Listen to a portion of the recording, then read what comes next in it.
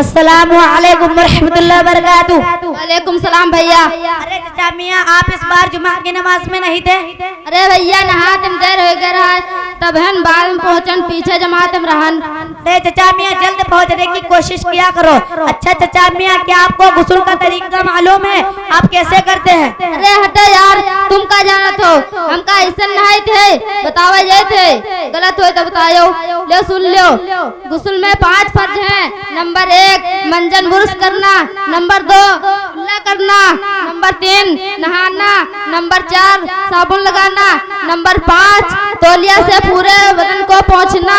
लो बस, कहूँ गलत हो तो बताओ। अरे चाचा मियाँ, इस तरीके से गुस्ल का तरीका नहीं है, आपने जो बताया है गलत है। क्या आप इसी तरीके से नहाते हैं? हाँ और का? अरे चाचा मियाँ, नहीं चाचा मियाँ, हम आपको बताते हैं गुस्ल के 3 फराइज हैं। नंबर 1 गरारे के साथ कुल्ली करना गैर रमजान में। नंबर 2 नाक की नरम हड्डी तक पानी पहुँचाना। नंबर 3 सारे बदन पर पानी बहाना। इस तरह के बराबर कहीं सूखा न रहे, यह गुस्ल के फराइज। इसके अलावा चाहे पूरा समंदर नहा डालें फिर भी गुस्ल ना होगा। अरे भैया, यूँ सब हमका नहीं पता रहा है, हम वह खरीद रहा है जो हम तुमका बताए हन। जैसे तुम बताए हो वैसे करा करब। अच्छा बउआ, तुमसे मुलाकात हो गई, ऐसा गुस्ल करत करत दुनिया चले जाते। तुमका अच्छा रखे, बहुत शुक्रिया भैया। अच्छा सलाम। वालेकुम अस्सलाम व रहमतुल्लाहि व बरकातहू।